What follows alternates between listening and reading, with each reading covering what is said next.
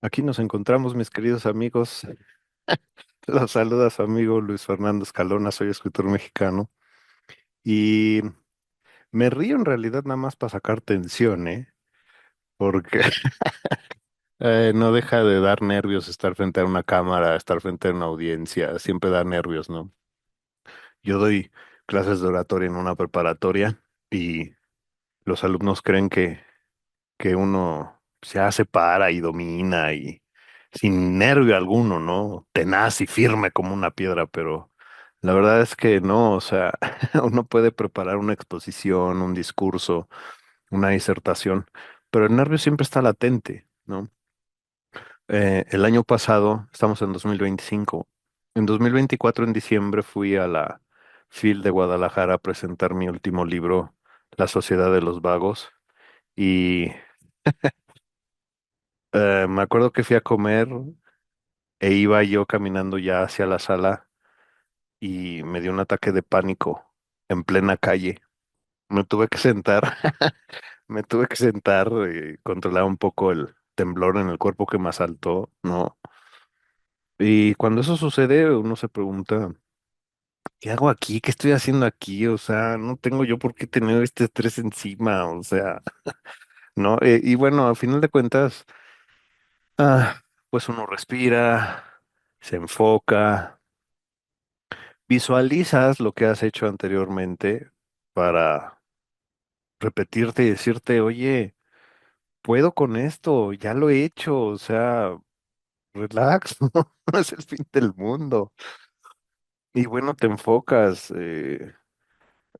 Platiqué con alguien por teléfono y ya la presentación salió bien, gracias a Dios, vendimos libros y todo el show, pero eh, no deja de dar nervio. Y la verdad es que yo ahorita tenía algunos meses que no hacía videos.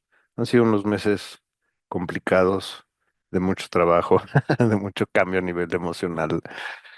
Para aquellos que me siguen, gracias por estar de pronto al pendiente. Pues tal vez se dan cuenta de que hay un cambio. No de escenografía. Aquí la verdad es que somos bastante naturales. A mí no me gusta usar filtros ni nada de esas pendejadas. Trato de ser muy natural, de tal manera que el Luis que veas en los videos sea el Luis que ves en la tienda, sea el Luis que ves caminando por la calle. No, trato de ser ecuánime en todos los asuntos de mi vida y no venir aquí mostrándote a Luis el escritor mientras allá afuera soy otro. No, trato de ser el mismo. La verdad es que am, cotorro por todos lados, ¿no? Y esto no es un cambio de escenografía. Me mudé de casa, ¿sí? Han sido meses complicados. Y la verdad es que quiero salir un poco del tono literario de los últimos videos, que a final de cuentas tiene que ver. Todo lo relaciono yo con el oficio del escritor, porque todo contribuye a la escritura. Si es que tú escribes también, todo contribuye a la escritura. Incluso aquellas historias que no se escriben, también contribuyen al proceso. El bloqueo del escritor contribuye al proceso. Todas las cosas que haces alrededor para la escritura. Cuando a mí me preguntan cómo te defines, yo me defino como eso, soy un escritor. Y es cierto, ya te lo he dicho en otros videos, no vivo de mis regalías. En México es complicado porque es un país cuyo índice de lectura es muy bajo, pero pues uno tiene que hacer muchas cosas alrededor si quiere seguir escribiendo, ¿no? Sí gano dinero de mis libros, pero eso no me da para vivir al mes, ¿no?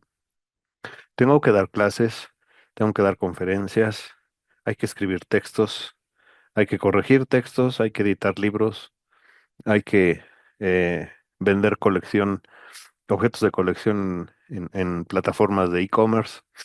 Hay que hacer muchas cosas para poder seguir siendo escritor. Eh, yo me dedico, por ejemplo, a la, a la música también. Y aunque no soy un músico estudiado, bueno, como puedes ver, ya lo has visto. A mí me gusta el metal, soy metalero. El género metalero en México no es sustentable y yo no tengo banda porque Hay mucho ego en la escena, mucho talento, sí, pero también mucho ego y a mí me da flojera andar lidiando con ego. La verdad es que soy muy antipático en esa situación y he preferido manejarme en solitario. Yo grabé un disco en el 2013 y ahorita que es 2025 estoy en proceso grabando otro muy lento, mucho, muy lento, pero grabándolo al fin. Gracias a Javier y a Ricardo por apoyarme con esto, pero sí ha sido un proceso lento y la música viene a contribuir al asunto de la escritura. Eh, si bien no salgo a tocar ni todo ese tipo de cosas, la música contribuye porque a través de la música busco el fin que es contar una historia. En mis canciones busco contar historias, ya sea inventadas o inspiradas en algún libro. Trato de que mis composiciones tengan referencias literarias. En el nuevo disco hay algunas, ya te contaré de eso en otro video. Hay referencias literarias de algunos libros que me han sido muy puntuales y también momentos simbólicos en en mi caminar. Y esto me lleva mucho a pensar cómo uno va evolucionando con todas las cosas que a uno le pasan. Por eso te decía yo que tal vez me aleje un poquito de la temática literaria, aunque tiene que ver al final de cuentas, contribuye. Pero todo esto es para darte un mensaje más íntimo y personal que espero te sea de utilidad en tu vida. Si estás pasando dificultades, si acabas de perder a alguien, acabas de perder un trabajo, tienes alguna situación personal delicada, quiero decirte y pedirte que confíes en mí. Esto también pasará, ¿sí? Ya sé que cuando uno está en la tormenta, todas aquellas palabras de aliento que te pueda dar tu entorno, peor aún las que te dan en redes sociales, ¿no? Échale ganas, sonríe, ánimo, palabras, palabras, palabras que no te da la gente que está ahí contigo en la tormenta, ¿no? Pero te lo puedo yo decir que he caminado en tormentas, que estoy caminando en tormentas en la actualidad. 2025 no ha sido un año fácil. Me separé de la mamá de mi hija. Eh, sigo viendo a mi hija. Tenemos una buena relación, su mamá y yo, de cuates, pero se movieron las cosas, ¿sabes? El mundo se movió y aunque trato de adaptarme rápidamente, porque la vida sigue, hay momentos que son complicados, hay instantes que dices, no me quiero parar hoy. Tengo que dar una clase de oratoria, motivar a los chicos a que enfrenten sus miedos cuando hoy estoy aterrado, ¿no? Cuando hoy traigo el corazón roto y aún así hay que seguir funcionando. Y en ese funcionamiento, pues viene también o vienen experiencias alrededor que contribuyen a que uno no pierda ni el sano juicio, mucho menos la esperanza, ¿no? Junio fue un mes. Estamos en julio. Yo estoy grabando este video el 23 de julio, ¿va? No sé cuándo lo veas, pero bueno, esa es la fecha y para darte una referencia. Julio de 2025. El mes de junio, el mes pasado, fue el más nefasto del año, pero de verdad, nefasto, nefasto. Me salí de la casa. Se murieron dos amigos míos, con diferencia de días, ¿eh? Uno el 3 y otro el 5. ¿Qué dices? ¿Cómo? O sea, ¿qué pasó? Desconcertante. Varios proyectos de trabajo alrededor de mi editorial, personales, mi último libro. Bueno, te puedo decir así varias cosas. Todo se detuvo. Haz de cuenta que le pusieron pausa al mundo alrededor de Luis y todo se detuvo. Y yo decía, es que no puede ser, o sea, vienen sucediendo una tras otra, tras otra. Yo también me quiero poner en pausa. Quiero ser como el avestruz que esconde su cabeza bajo la tierra y esperar que todo se solucione de una manera mágica, sin que yo meta las manos, ¿no? Pero te das cuenta que no es así y que tienes que seguir. Sí, tienes que seguir adelante porque la vida no se detiene. Las situaciones sí, pero la vida sigue. Entonces, tuve que hacer mucho acopio de,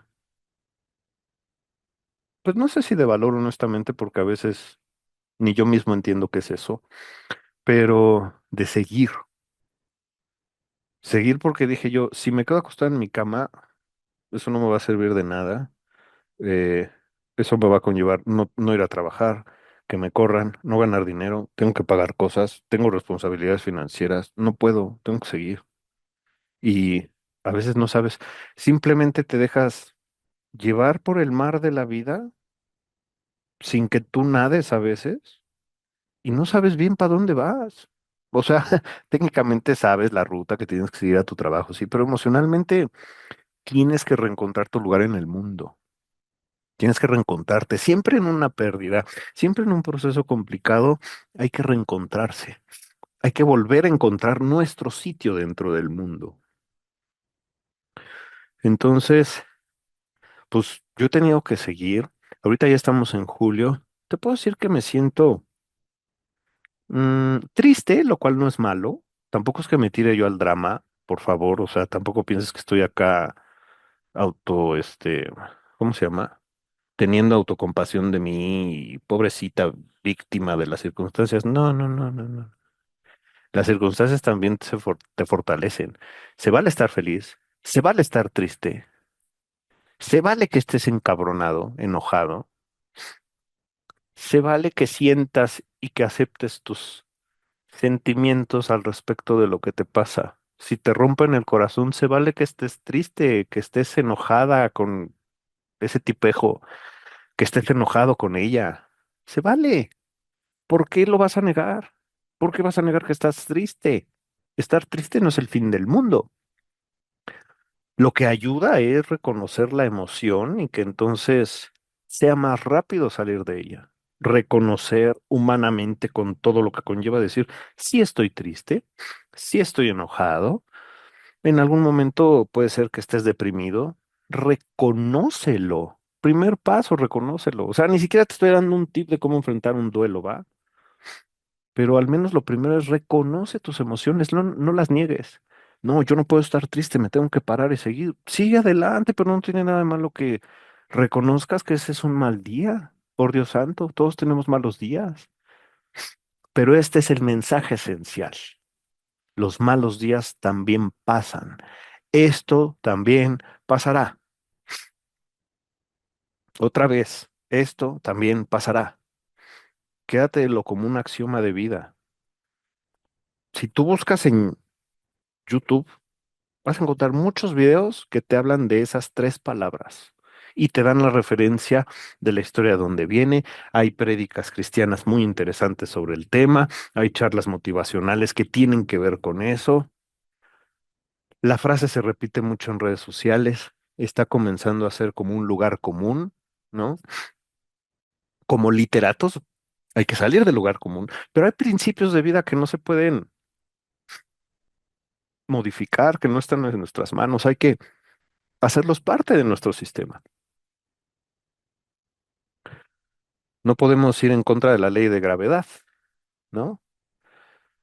No podemos ir en contra de... Si tú tienes una vara, supón que esto es una vara, am, puedes usarla para que sea una guía, como un bastón, para avanzar, para señalar el lugar, o puedes usarla como un arma y darle un cocazo a una persona, ¿sí? La cosa es elegir qué vas a hacer, pero hay principios a los cuales te puedes aferrar. Estás pasando por un mal día, te entiendo, yo los he pasado, pero también está en ti que elijas qué actitud vas a tener ante eso, ¿no?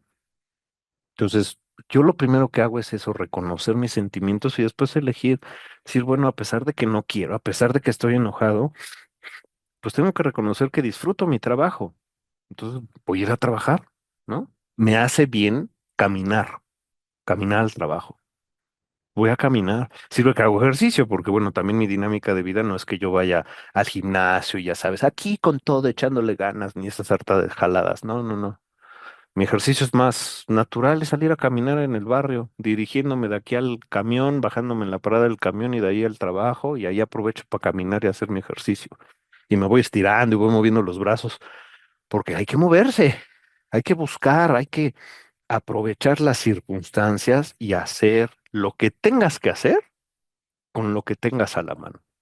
Y eso es una verdad que mi mamá me dijo desde hace mucho tiempo. Tal vez ahorita no vas a hacer un... Cuando yo grabé mi primer disco, me acuerdo que le dije, es que no sé, no tengo mucho presupuesto, no tengo banda. Me dijo, ¿lo quieres hacer? Sí, hazlo con lo que tengas a la mano, pero hazlo. Ujú. Después se pueden mejorar las cosas. Y aquí es donde empiezo yo a unirte un poco la idea de la literatura. Am, Los Guerreros Celestiales, mi trilogía, por ejemplo. Yo la publiqué con mis medios hace, el primer libro hace ya más de 10 años y qué rápido. Y la verdad es que mm, generalmente cuando uno publica, o al menos es algo que a mí me sucede, publicado el libro, lo releo y digo, ya no me gustó, pude haberlo hecho mejor. No hay que obsesionarse con esas ideas, pero sí verlas como una oportunidad de que nuestro siguiente libro sea mejor o de que una reedición de aquel libro se pueda actualizar. Por eso escribimos, por eso reescribimos, por eso publicamos una primera edición, por eso republicamos una segunda, ¿sí? Eh, Precisamente para ello, yo leí la trilogía, mi propia trilogía, y me di cuenta que no era el libro que yo quería sacar. Y entonces me di a la tarea de reescribirlo y ahorita tengo un proyecto, no te voy a contar ahorita de qué va, pues no te quiero spoilear, pero logré terminar la historia que yo quería contar, muchísimo más amplia, pero muchísimo más amplia. Entonces, todo sirve para bien, todo suma para bien, hasta las cosas negativas suman para bien. Yo admiro mucho a mis alumnos de la escuela, de la prepa, de la secundaria y a mis participantes de mis talleres virtuales, porque enfrentan sus miedos cuando y enfrentan miedos a pesar de las pérdidas, porque de pronto tienes al alumno que está dando una disertación para su evaluación de oratoria, se le acaba de morir el familiar y a través de su pérdida está tratando de motivarte. Y claro que yo me simbro y digo, por Dios, si él que tiene 16 años está consciente y lo está enfrentando y a partir de su dolor me está motivando a ser mejor, carajo, yo voy a salir adelante, tengo que hacer algo también. Valor, ¿sí? Elección, elegir ser valiente para enfrentar las cosas. Cuando yo veo a una persona con pánico escénico, subirse con autoridad, con un tema bien preparado, y darse con todo a su público para motivarlo, digo, wow, hoy puede ser un mejor día, hoy hay esperanza. Yo admiro mucho a mis alumnos y participantes cuando escriben de sus vivencias y se desgarran el alma en el papel, aunque sea para nutrir la vida de un personaje, no propiamente un texto autobiográfico. Un texto autobiográfico sería decirte, yo, Luis Fernando, el día de ayer fui a la Ciudad de México. Visité la oficina de la revista Plenitud, donde trabajé 12 años. Vi a mis antiguos amigos de trabajo. Recordamos buenas anécdotas. Nos dimos un abrazo, compré unos libros, comí con una amiga. Leti, te mando un abrazo, por cierto. Y eso es algo autobiográfico, ¿va? Pero toda esa vivencia se la puedes poner a un personaje y tal vez el personaje no fue a su antiguo trabajo, sino fue a un edificio a encontrarse con alguien que lo citó ahí para darle un sobre misterioso y ya me fui a una idea, a una historia. Entonces, desde tu yo, nutres la historia de otro personaje y haces algo catártico, es decir, terapéutico. Y no es que sea una terapia escrita como tal. Yo no soy terapeuta, pero pues he trabajado con mis emociones, con mis fracasos. He trabajado mucho con el lado humano en esa parte, entonces conozco la naturaleza de la gente, ¿sí? Eh, muchos que venimos del infierno, sabemos, ¿no? Y podemos detectar cuando algo anda mal en las personas cercanas a nosotros. Entonces, desde esta perspectiva, pues viene toda esa nutrir una historia, hacer una catarsis y liberarte. Y entonces el proceso de la escritura se vuelve muy interesante porque cuando yo escribí la comedia de Dante acababa de perder a mi papá y es un personaje, una novela surrealista completamente. Es un personaje que tiene una ensoñación frente al espejo. Se traslada a ese otro mundo, al otro lado del cristal, llega a un bar donde empieza a beber y a compartir con un trío de borrachos que se hacen llamar los Tres Mosqueteros, que le preguntan que por qué está triste. Él le dice que tiene la enfermedad de Barleby. Como referencia literaria es un cuento de Herman Melville que se llama Barleby, el escribidor, el escribiente, no me acuerdo, que es un tipo que para todo dice, preferiría no hacerlo. Y tiene esa enfermedad, Dante, apatía. Y entonces ellos lo empujan a que descubra por qué tiene apatía, ¿no? Y esté inspirado en cosas, pues obviamente escribí de la pérdida de mi papá que acababa yo de tener, pero vino a nutrir el mundo de Dante, pero también a mí me sirvió de catarsis. Me burlé un poco en ese entonces incluso de la forma desmedida en que Dante y los tres mosqueteros bebían. Me burlaba un poco de mi forma tan desbordada que tenía yo en ese entonces de beber. Terminé la escritura de esa novela y a los pocos meses dejé de beber. em, y me sirvió con el tiempo para ir trabajando la pérdida de mi papá y la aceptación de su ausencia. Entonces, sirve, claro.